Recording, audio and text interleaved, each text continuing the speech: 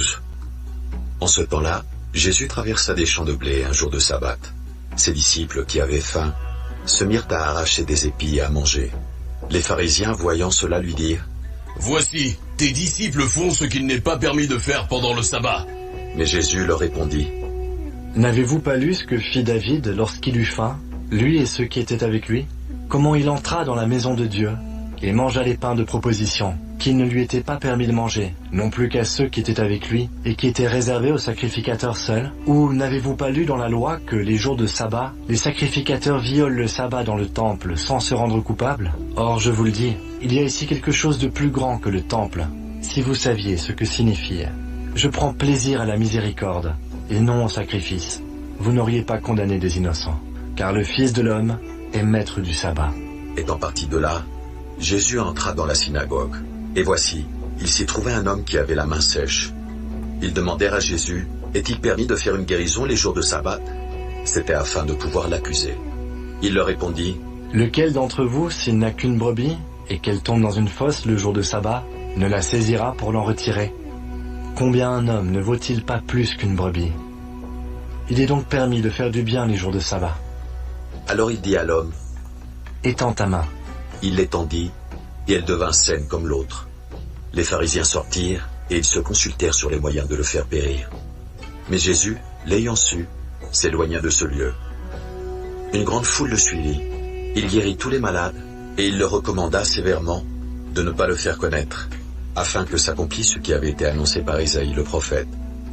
Voici mon serviteur que j'ai choisi, mon bien-aimé, en qui mon âme a pris plaisir.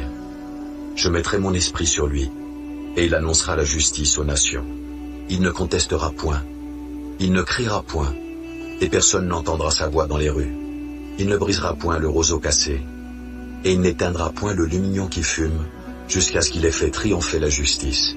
Et les nations espéreront en son nom. Alors on lui amena un démoniaque aveugle et muet, et il le guérit, de sorte que le muet parlait et voyait.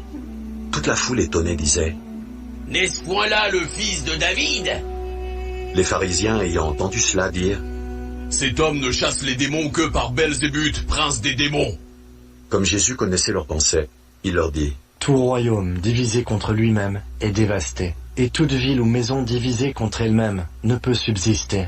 Si Satan chasse Satan, il est divisé contre lui-même. Comment donc son royaume subsistera-t-il? Et si moi je chasse les démons par Belzébul, vos fils, par qui les chassent-ils? C'est pourquoi ils seront eux-mêmes vos juges.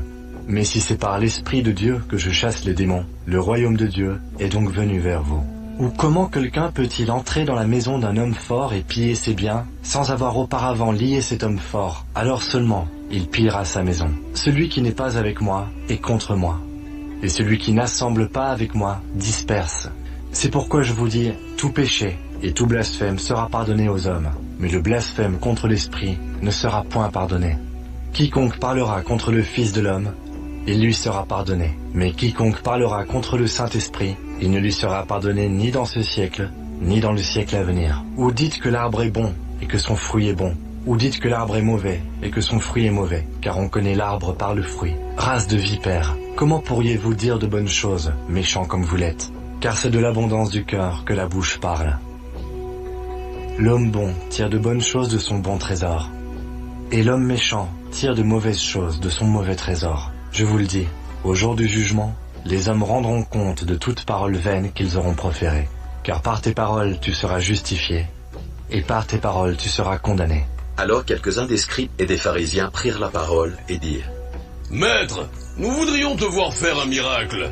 Il leur répondit : une génération méchante et adultère demande un miracle. Il ne lui sera donné d'autre miracle que celui du prophète Jonas. Car de même que Jonas fut 3 jours et 3 nuits dans le ventre d'un grand poisson, de même le Fils de l'homme sera 3 jours et 3 nuits dans le sein de la terre. Les hommes de Ninive se lèveront au jour du jugement, et avec cette génération, ils la condamneront, parce qu'ils se repentirent à la prédication de Jonas. Et voici, il y a ici plus que Jonas. La reine du Midi se lèvera au jour du jugement, avec cette génération, et la condamnera, parce qu'elle vint des extrémités de la terre pour entendre la sagesse de Salomon, et voici, il y a ici plus que Salomon. Lorsque l'esprit impur est sorti d'un homme, il va par des lieux arides, cherchant du repos, et il n'en trouve point. Alors il dit, « Je retournerai dans ma maison d'où je suis sorti. » Et quand il arrive, il la trouve vide, balayée et ornée. Il s'en va, et il prend avec lui 7 autres esprits, plus méchants que lui. Ils entrent dans la maison, s'y établissent. Et la dernière condition de cet homme est pire que la première. Il en sera de même pour cette génération méchante. Comme Jésus s'adressait encore à la foule, voici sa mère et ses frères qui étaient dehors cherchèrent à lui parler. Quelqu'un lui dit, « Voici, ta mère et tes frères sont dehors et ils cherchent à te parler. » Mais Jésus répondit à celui qui le lui disait, « Qui est ma mère et qui sont mes frères ?» Puis étendant la main sur ses disciples, il dit, « Voici ma mère et mes frères. Car quiconque fait la volonté de mon Père, qui est dans les cieux, celui-là est mon frère, et ma sœur, et ma mère. »